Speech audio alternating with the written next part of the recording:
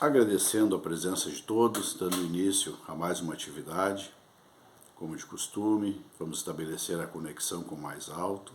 Então convidamos a todos a entrar em sintonia nessa vibração, nessa oração, doando o melhor dos nossos sentimentos, da nossa harmonia, em prol de todos os necessitados. Nos agradecemos, Pai, pela oportunidade que temos de aqui nos reunir. Que este trabalho possa ser para nós de conscientização, de conhecimento, e que possamos, da melhor maneira possível, Pai, nos esforçarmos para colocar em prática tudo aquilo que de bom nós aprendemos. Obrigado, Pai, pela encarnação, obrigado pela oportunidade da vida, pelas coisas boas que nos acontecem, por aquelas que de alguma forma nos fazem sofrer, porque sabemos que tudo é para a nossa evolução e para o nosso aprimoramento.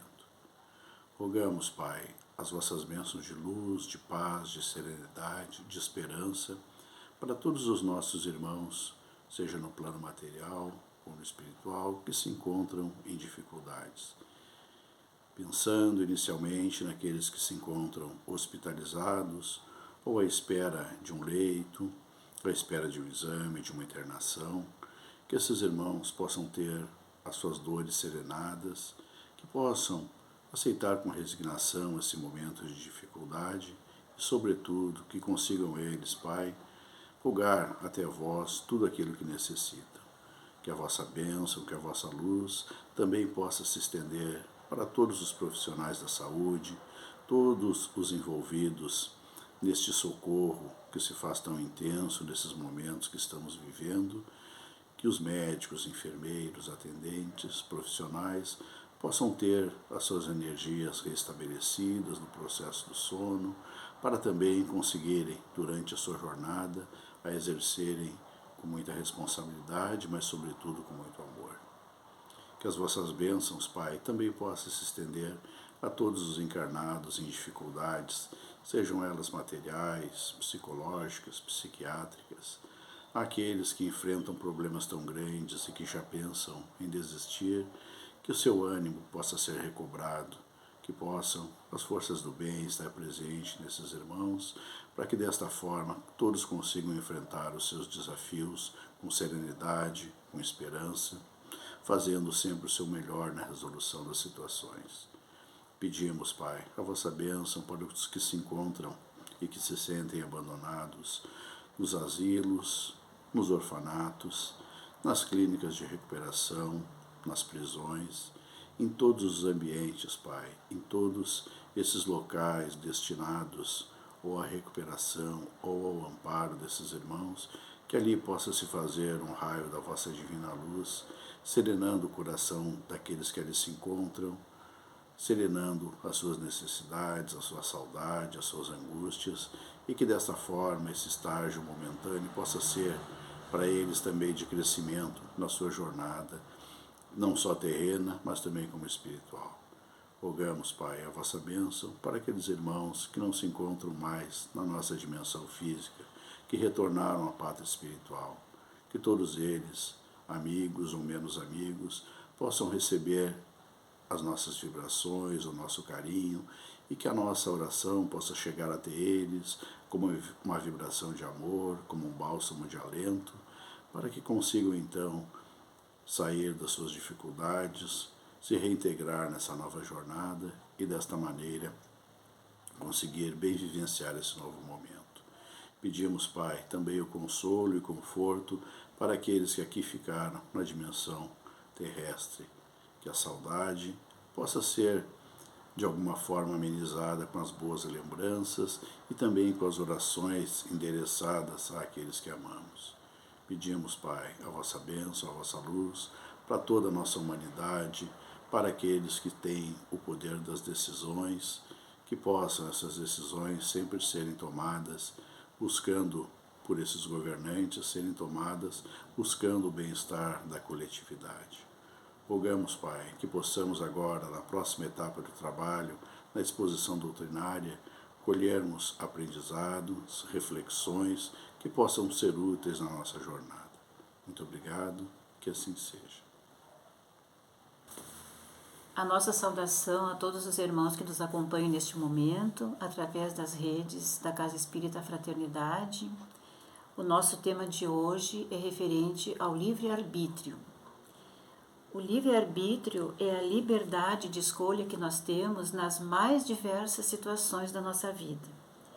E na questão 115 do Livro dos Espíritos, Allan Kardec pergunta: entre os espíritos, alguns foram criados bons e outros maus? E o Espírito de verdade responde: Deus criou todos os espíritos simples e ignorantes. Deu a cada um determinada missão a fim de esclarecê-los e fazê-los alcançar progressivamente a perfeição para o conhecimento da verdade e para aproximá-los dele. Então, meus irmãos, o espírito partindo dentro de uma condição de simplicidade, de desconhecimento, e a partir do conhecimento que vai adquirindo, ele vai se aproximando de Deus através do livre-arbítrio, isto faz parte da lei de amor. Então, em seu início, apenas éramos instintos, né? Nós éramos espíritos apenas com um instinto. Era um espírito onde a alma se encontrava no estado de infância, porque não tinha conhecimento nenhum, não sabia o que fazia aqui, de onde veio, para onde vai. Então ele não tinha a consciência exata nem dele mesmo, né? Então ele estava realmente no estado de infância. Mas mesmo assim, dentro dele, dentro de si, já estava ali o germe de forma embrionária da capacidade de amar. O germe do amor já estava ali. Assim como numa semente, de forma embrionária, já tem a árvore, a cor da flor que vai ter naquela árvore, a docilidade da fruta que vai ter naquela árvore, tudo já está dentro da semente de forma embrionária. Nós já está nesse momento de estado distinto, nós já tínhamos em nós o amor de forma embrionária. E na medida então que o espírito vai possuindo o conhecimento, ele vai somando. Então, do instinto, ele vai somar as sensações, depois ele vai somando os sentimentos, depois ele vai somando a inteligência, a racionalidade e o discernimento. Então, ele já era capaz de discernir, nessa altura dos acontecimentos, ele era capaz de discernir o que é certo, o que é errado, o que é o bem e o que é o mal. E a partir daí, então, ele começa a fazer as suas escolhas. E como ele, por ter o conhecimento e a racionalidade, ele passa a ser responsável pelas escolhas que ele faz. Então, se ele escolhe o mal passa a ser dele, porque ele tem inteligência e raciocínio. Escolheu o mal, então o mal passa a ser seu. E se ele escolhe o bem, conquistou bons valores, o bem passa a fazer parte dele, fazer parte de si mesmo. E ele não perderá jamais, porque uma vez conquistado o bem, os bons valores, nós não perderemos jamais. E neste caminho de evolução moral e intelectual, nós vamos nos aproximando da lei de amor, que é o sentimento mais, de todos os sentimentos, é o sentimento mais nobre, é o amor. E dentro deste sentimento, nós vamos saindo do nosso individualismo e vamos nos agregando, nós vamos nos integrando com os demais irmãos. E nós vamos começando a reconhecer uns dos outros como nossos irmãos, porque somos filhos do mesmo Pai. E todo esse processo, o livre-arbítrio entra neste processo de forma determinante. Porém, o livre-arbítrio, ele não é absoluto. No Livro dos Espíritos nos traz assim, ó, não existe verdade absoluta, mas sim a relativa. Todos precisais uns dos outros, tanto os pequenos quanto os grandes. Então, o empresário precisa do funcionário e o funcionário precisa do empresário. Desde que dois homens estejam juntos, há entre eles direitos a serem respeitados. Portanto, nenhum deles gozará de liberdade plena e absoluta, porque sempre o meu direito termina onde começa o direito da outra pessoa. A minha liberdade também tem um limite, para que a gente possa viver bem, né? E no que se refere aos pensamentos, nem nos nossos pensamentos nós devemos ter toda essa liberdade. Então eu tinha um conhecido que às vezes ele dizia assim, como é bom pensar, né? A gente pensa tudo que a gente quer e ninguém fica sabendo. Ele dizia isso, mas na verdade nós sabemos que as coisas não são assim, né? Nós convivemos com duas humanidades, a humanidade física e a humanidade espiritual. Então, nós sabemos que os nossos pensamentos, através dos nossos pensamentos, nós nos vinculamos com outros pensamentos, com outras mentes, né?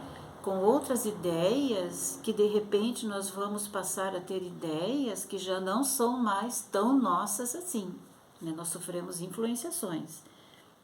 E o Allan Kardec, ele traz isso no Livro dos Espíritos com a pergunta: os espíritos influenciam na nossa vida? E eles respondem: muito mais do que podeis imaginar. De ordinário, eles vos dirigem. Então surgem ideias que nem sempre são tão nossas assim, porque nós formamos vinculações com outras mentes, e que nos levam a cometer atitudes desastrosas. Só que essas atitudes desastrosas é lá na consequência, porque tudo começa com o nosso pensamento. E o Livro dos Espíritos também nos fala sobre os males provenientes das tentações terrestres e da natureza moral. Então, as tentações terrestres aqui e a natureza moral do espírito aqui. Então, como que o espírito reage diante da tentação terrestre? E Kardec também faz essa pergunta. Ele diz assim: o organismo não exerce influência sobre os atos da vida? Uma pergunta, né? E se ele exerce, não o faz com prejuízo do livre-arbítrio? E os espíritos respondem: o espírito certamente é influenciado pela matéria, que pode entravar em suas manifestações, mas o instrumento não dá a faculdade. Então essa frase aqui é muito importante: o instrumento não dá a faculdade. Então não é o dinheiro que corrompe as pessoas. O dinheiro é um gatilho que vai acionar uma imperfeição que já estava ali. Então, o dinheiro é a tentação material e a avareza é a propriedade do espírito. Então, a resposta ali do espírito não é o instrumento que dá a faculdade, então não é o dinheiro que dá a avareza, né? A avareza é do espírito e a tentação terrestre, então, é o dinheiro. Então, nós não podemos dizer que é o dinheiro que nos corrompe. Nós é que nos corrompemos quando ocorre o gatilho de termos o dinheiro, né? Também assim, não deve acender vela preta em casa, que traz coisa ruim para dentro de casa, né? Não presta. Então, as velas, elas são feitas em fábrica aos milhares, de todos os tamanhos, de todas as cores, preta, amarela, branca, verde, vermelha, todas as cores. A intenção ao acender a vela é que vai fazer a grande diferença, porque a vela não tem nenhuma intenção, a vela é fabricada aos milhares em fábricas, então é um objeto, material, mas a intenção é do espírito, e a intenção dele é que vai fazer a diferença, independente da cor da vela ou independente da própria vela. Então, a intenção, a inteligência, a vontade, as tendências, as inclinações são atributos do espírito. E são através desses atributos que o corpo físico pode apresentar manifestações quando ficarmos diante de uma tentação terrestre. Então, o espírito provoca reações no corpo físico diante de uma coisa material tentadora. E através dos 5 sentidos. Por exemplo, eu escuto uma música muito linda, assim, uma orquestra com piano, aí eu me emociono e choro. A minha emoção e o meu choro é do espírito, mas a lágrima é do corpo físico. E quem provocou essa lágrima foi o espírito, através da emoção que ele sentiu, que sentiu, né? O olfato e a visão também desencadeiam em nós, por exemplo, o cheiro de um bolo no forno, de uma coisa gostosa, né? O cheiro, aquele cheirinho bom de uma fritura, até uma batata frita, uma coisa. Ou também eu vou numa padaria e vejo lá uma mil-folha com bastante creme e eu fico com vontade de comer. Então, esses 2 sentidos, o olfato e a visão, provocam em mim uma vontade de comer. E aí eu começo a salivar. Então, a vontade é do espírito, a salivação é do corpo físico. E nesse processo de salivação, provocado através da visão e do olfato, olha, tudo que acontece aumenta então a resposta parassintática, vai acionar a secreção salivar imediata, a secreção do ácido gástrico, a contração da vesícula biliar, e o espírito é quem promove toda essa reação em cadeia no nosso corpo físico. Também os nossos sentimentos, através dos 5 sentidos, nós podemos ter uma emoção muito forte de felicidade ou de pânico. E o que vai acontecer? O coração vai acelerar. Então, também é mais uma vez então o espírito provocando diferentes reações no nosso corpo físico. E na Revista Espírita, de 1863, diz assim: o mal posto de diferentes formas não deixa de ser o mal. O mesmo princípio vicioso pode ser fonte de atos diversos. Então, eu posso cometer atos diversos partindo de um único princípio. Uma pessoa pode cometer diversos atos, até diversos erros, provenientes da mesma fonte. Por exemplo, o egoísmo pode fazer cometer um grande número de faltas. 2 deles aqui eu vou dar um exemplo: a avareza. Então, a pessoa avarenta guarda todos os seus bens, não ajuda ninguém, só pensa em si mesma, não dá um pão para uma pessoa que passa na rua. Desencarna, se arrepende, planeja uma nova vida com muitas atitudes no bem. Então ela volta, reencarna e participa de ONGs, forma grupos de auxílio, organiza campanhas de atendimento, promove assim, grandes organizações de auxílio aos mais necessitados. Só que ela fica esperando que em algum evento ou de alguma forma alguém reconheça tudo que ela está fazendo. Então, se ela vai num evento e ela não é citada, ninguém tudo aquilo que ela organizou, ela pode sair dali aborrecida, né? Então, numa existência ela foi avarenta e na outra existência o gatilho foi tudo aquilo que ela fez, toda aquela situação que se criou. E aí, então, eclodiu a vaidade, né? Ela quer ser reconhecida, quer ser homenageada, quer ser lembrada. Então, são diferentes formas da mesma fonte. A maldade é outro exemplo. Numa vida a pessoa engana, na outra vida a pessoa não engana, mas ela rouba. Aí volta de novo, ela não rouba, ela não engana, mas ela explora. Então, são imperfeições que vão variando, mas elas são providas da mesma fonte, são consequências variáveis do mesmo princípio. Enquanto o princípio vicioso estiver dentro deste ser, o mal estará só aguardando uma forma para se manifestar. Que interessante isso da Revista Espírita. E para se livrar dessas ações ruins, para extirpar esse mal todo, né, nós precisamos mudar o nosso mundo interior, assim, tirar todo esse mal de dentro, a raiz deste mal, né, essa imperfeição. E Jesus nos trouxe um ensinamento nesse sentido quando ele fez o primeiro evangelho no lar na casa de Pedro. Então, segundo o evangelho de Lucas, era uma noite muito linda, de uma lua bem clara, tipo hoje, assim, hoje a lua está espetacular. Uma lua bem clara, com muitas estrelas, e Jesus estava na casa do Pedro. Então, era o Jesus, o Pedro, a Sara, a sogra do Pedro, e mais várias pessoas. Estavam todos sentados, assim, conversando, meio assim a esmo, assim, conversando, e Jesus resolveu, assim, aproveitar aquele momento para fazer para conversar em coisas instrutivas. Então, ele começou a perguntar um por um o que fazia, que atividade que fazia. E quando a pessoa respondia, ele pegava a resposta da pessoa e a mesma resposta ele transformava no ensinamento. Então, quando chegou no momento que ele se dirigiu a Sara, porque a Sara cuidava de cabras, tirava leite das cabras, e naquele tempo o leite era posto num vaso, assim, o leite vinha purinho, caía naquele vaso, então ela trabalhava com isso. E Jesus perguntou o que ela faria, o que ela deve fazer para que o leite não azede, não altere o sabor. Aí ela prontamente respondeu: é indispensável lavar o vaso. Se ficar qualquer detrito, o leite enfraquece e pode azedar. E Jesus então diz: assim é a revelação celeste no coração do homem. Se não purificarmos o vaso da alma, o conhecimento superior se confunde com a subjetividade do nosso íntimo. Então, aquele leite purinho não pode cair no vaso com detritos.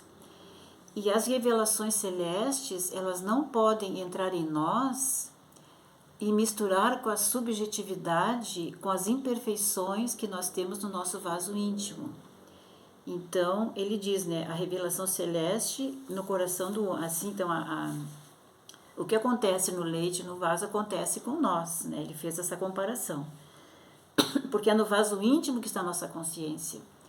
E Jesus nos disse, o reino dos céus está dentro de vós, o reino de Deus está dentro de vós. E se manifesta em nós através da nossa consciência.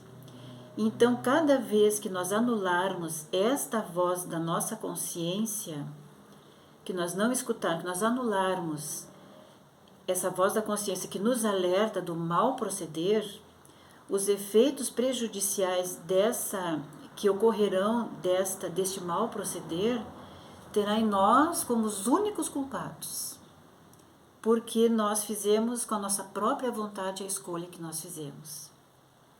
Porém, seguindo a voz da consciência pelo bom proceder, em seu resultado nós receberemos as bênçãos pelo mérito conquistado.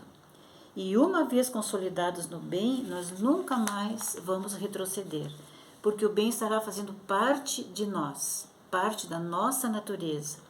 E ele vai se apresentar nas mais diversas situações da nossa vida, porque ele está fazendo já parte da nossa natureza. Todo valor conquistado no bem que adquirirmos, nós não perderemos jamais. E aí o exemplo diz assim como um sábio nunca vai ser ignorante, um espírito bom nunca vai se tornar um espírito mau. Mas a Revista Espírita também ela tem uma pergunta muito interessante que diz assim: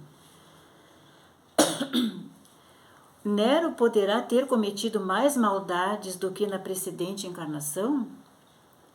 Ou seja, o que essa pergunta quer saber? Se o Nero pode ter feito mais maldades na vida atual de Nero e menos maldade na vida anterior. É como se ele retrocedesse, né? Essa seria a pergunta. Então, ele pode ter feito mais maldades na presente encarnação do que na anterior? E aí diz a resposta assim: a este ato respondemos sim. O que não implica que em existência anterior, em que ele tivesse feito menos mal, ele fosse melhor. Então, na sua posição de Nero como imperador, ele permitiu que os seus atos fossem mais notados, mais abrangentes e mais destruidores. Ele, como cidadão comum, assim, em vida passada, ele pôde queimar uma casa, prejudicar uma família. Mas, como imperador, no trono de imperador, ele botou fogo na cidade toda, incendiou a cidade toda. Então, diz ali, o que numa posição pode fazer em escala reduzida, numa posição de trono como imperador, a escala foi maior. Porque o mal é o mesmo. O mal é o mesmo. Quando tem poder, destrói mais, e quando não tem poder, destrói menos. Mas o mal é o mesmo. Até que a fonte do mal seja extirpada, que foi o que Jesus, então, nos ensinou no Evangelho, naquele momento. Enquanto existir um braço, né? Por exemplo, o orgulho tem vários braços, né? Enquanto tiver um braço ali da imperfeição, no momento oportuno, onde surgiu a oportunidade, ele pode eclodir. Um outro exemplo interessante da revista é que uma pessoa rica ela pode retroceder no aspecto social, familiar e econômico em função de uma conduta errada, de uma escolha infeliz que fez no passado, né? Então, ela vai mudar a vida dela social, familiar, econômica, e depois ela desencarna. E quando ela volta novamente para uma nova vida, ela vai para um outro planeta. Só que o pouco que ela fez de bom na existência passada, onde ela cometeu vários erros, mas o pouco de bom que ela adquiriu na parte moral e na parte intelectual, vai com ele para outro planeta. Porque uma vez conquistado o bem, nunca mais vai retroceder. Na pauta divina, diz assim que toda ação promoverá uma reação. Com o livre-arbítrio concedido por Deus, nos tornamos os construtores da nossa vida e da nossa própria felicidade ou do nosso próprio sofrimento. Nós somos livres para semear, mas nós vamos colher conforme nós semeamos. A criatura que hoje luta no meio totalmente adverso aos seus desejos, às suas vontades, aos seus ideais de vida, é alguém que no passado fez mau uso do seu livre-arbítrio e hoje se defronta com as consequências dos seus próprios atos. Então, essa frase aqui é muito importante.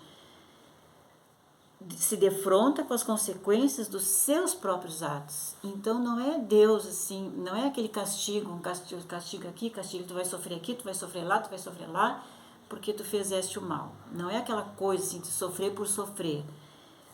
É de acordo com, tem correlação com aquilo que se fez. Tudo tem uma relação. Então, dependendo das dificuldades que nós passamos, a gente até pode mais ou menos imaginar o que a gente fez. Por exemplo, assim, um exemplo bem comum, assim, se eu chego na cozinha, tampo a pia, abro a torneira e deixo a torneira aberta, a consequência não é pegar fogo no pano de prato. A consequência é a pia vai encher, vai transbordar, vai derramar no chão, vai alagar toda a minha cozinha. Aí eu vou pegar um pano, vou começar a secar e pensar assim, meu Deus, Deus me castigou, eu fiz uma coisa errada e agora Deus me castigou. Não é o castigo, né? Então é bem ali, ó, hoje se defronta com as consequências dos seus próprios atos. Então, numa próxima existência, nós podemos voltar em circunstâncias diferentes, com CPF, outro número, outra carteira de identidade, mas nós vamos passar pela mesma natureza do problema e vamos ter que reparar naquele quesito onde a gente teve uma falha, né? Onde a gente fez alguma coisa que não devia. No Evangelho, tem um ensinamento maravilhoso que traz um esclarecimento muito grande para nós, que nós já sabemos, mas muitas pessoas dizem isso, expressam isso, mas no sentido assim de querer entender, porque não conseguem entender. Então o Evangelho traz assim com muita nobreza este esclarecimento, que diz assim, eu peguei só algumas partes porque o texto é bem longo, diz assim: por que sofrem uns mais do que os outros? Por que nascem uns na miséria e outros na opulência, sem terem feito coisa alguma que justificasse estas posições? Então nós vemos crianças pequenas, inocentes, né, que não têm o amor da mãe, do pai, mãe, família, não tem amor de ninguém, não tem recursos nenhum, elas têm um sofrimento assim de todas as formas, né? Começando assim pelo desamor muito grande, sem o amor do pai e da mãe já é bem complicado. E por outro lado, nós temos crianças que têm o amor do pai, da mãe, tem a avó, tem o vô, tem a madrinha, tem a festinha do aniversário, tem os presentes, a paga-velhinha, toda aquela família boa, unida, querida e com recursos, né? Nós temos também pessoas que lutam uma vida inteira e conseguem muito pouco e lutam corretamente, né? Não buscam assim lograr ninguém. E pessoas que pouco fazem, nem lutam quase, o vento assim parece que traz tudo a favor, né? Temos também crianças que na UTI neonatal, que eu conheço uma pessoa que trabalha na UTI neonatal, então ela traz assim as crianças, né? Crianças portando assim, com deficiências, problemas físicos, né, de deficiências físicas, anomalias físicas, crianças com pulmão comprometido, crianças com comprometimento psicológico gravíssimo, estão lá na UTI neonatal. E no berçário, né, crianças lindas, perfeitas, ali com toda uma estrutura maravilhosa. E o Evangelho segue assim: a fé no futuro pode consolar, mas não explica estas anomalias, que parecem desmentir a justiça divina. Entretanto, desde que se admita a existência de Deus, ninguém pode o conceber sem o infinito da perfeição. Ele é todo amor, justiça e bondade, soberanamente justo e bom. Não age com parcialidades. As vicissitudes da vida derivam de uma causa. Pois que Deus é justo, justa deve ser a causa. Então, meus irmãos, Deus coloca o homem na direção da causa. Deus não coloca o homem na direção dos efeitos. Ele coloca na direção da causa. Os efeitos são por nossa conta. E isso no momento em que nós estávamos suficientemente maduros para compreender esta causa. Então ele nos revela completamente a aludida causa através do Espírito de verdade, através do Consolador prometido por Jesus a nós.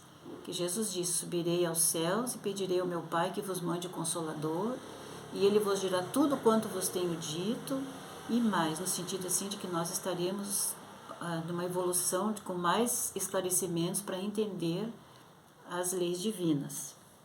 Então nós temos assim, nós e Deus, conforme a resposta do Allan Kardec na primeira pergunta ali de 115, na questão 115. Então temos nós e Deus. E nós temos um caminho que nós vamos trilhando para chegar até Deus, até alcançá-los, diz ali, né? Alcançar Deus. E neste caminho, Deus coloca vários provimentos aqui. Então ele coloca o conhecimento, o sentimento, o raciocínio lógico, os valores no bem, a capacidade de amar, né? Os valores no bem dentro dos seus ensinamentos, a sua lei de amor, e o livre-arbítrio. E ele nos coloca na causa. Então ele nos coloca, nós vamos ao encontro das causas que estão ali no meio de todos esses provedores que Deus coloca para nós. E através do livre-arbítrio nós vamos agir entre esses provedores, o raciocínio, a inteligência, a capacidade de amar, o discernimento, né, o raciocínio, os sentimentos, nós vamos tramitando ali pelo meio. E essa é a causa. E a consequência vai ser conforme nós agimos ali no meio desses provedores. Então, através do livre-arbítrio, nós vamos fazendo as nossas escolhas e os efeitos, então, serão apenas as consequências. Então, todas essas tristezas que nós citamos aqui são os efeitos. São apenas os efeitos. São efeitos desencadeados pelos próprios atos através das escolhas que nós fizemos. Nós somos milenares, então a gente coloca nessa vida toda a razão de ser, mas na verdade não é assim. Todos esses sofrimentos que nós passamos, e nós temos muitas coisas porque nós somos imperfeitos, né? São apenas os efeitos. E Deus não nos coloca no efeito, Ele nos coloca na causa. O efeito é por nossa conta. Então, neste caminho de desolação, né? Porque muitos irmãos, nós temos as nossas dificuldades, somos imperfeitos, então nós vamos criando a nossa própria desolação futura, né? Mas nós nunca vamos ser abandonados assim à própria sorte. Deus sempre vai nos prover meios de suportar, de superar e de vencer essas dificuldades, mesmo nas expiações, né? Que tem casos que são expiações, a criança já nasce assim totalmente, né? Com uma lesão bem séria, que são expiações. Então, mesmo nas expiações, Deus sempre, porque nós não renascemos para o aniquilamento. A gente não nasce para o aniquilamento. Nós nascemos para suportar, para superar e, se possível, vencer essas dificuldades. Então, a gente nasce para evoluir, né? A gente não nasce, não é aniquilamento, é a evolução, é o contrário, né? E nós temos também sempre que ter presente que Deus nunca nos dá a cruz mais pesada do que a gente possa carregar. Porque se nós pedíssemos algo assim terrível para a gente tirar todo aquele remorso que a gente sente lá na erraticidade, quando nós pedimos coisas que nós não vamos poder suportar, o plano espiritual não permite. Ele só autorizam coisas que a gente tem condições de superar e de enfrentar e de vencer. De superar, pelo menos, né? Então, realmente, Deus não nos dá uma cruz mais pesada do que se possa carregar. Então, neste caminho, né, nós temos que agradecer, só agradecer a Deus por todas essas dádivas, por todos esses provimentos que Ele nos coloca, né? E pelo livre-arbítrio, porque o livre-arbítrio é um respeito por nós, né? Então, o mérito, Deus nos coloca na condição de mérito, o mérito tem que ser nosso, né? Para que nós vamos chegar até Ele pelos nossos pés, com o nosso mérito. Isso é uma questão de valorização do espírito, né?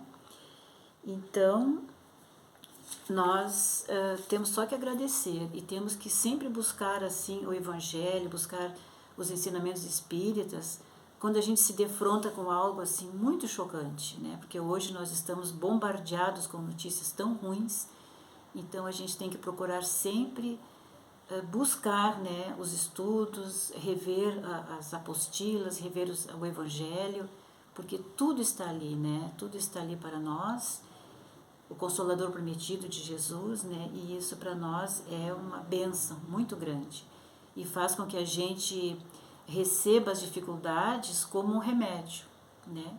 Um remédio que cura. E é assim que nós temos que enfrentar a nossa vida. Um beijo no coração de cada irmão. Então sigamos em paz e que Deus nos abençoe a todos. Então, dando término à nossa atividade, gostaríamos de passar para o momento final, esse momento de agradecimento, de vibrações, agradecendo, Pai, pela oportunidade desse trabalho, dessas informações, de tudo que nos foi propiciado nesses momentos. Que as boas vibrações possam estar conosco, sempre nos aproveitando dos esclarecimentos e que possamos sempre colocar a nossa vontade a serviço do nosso crescimento, a serviço das realizações do bem e dessa forma assim aproveitarmos a nossa encarnação. Muito obrigado, Pai, por essa oportunidade. Que assim seja.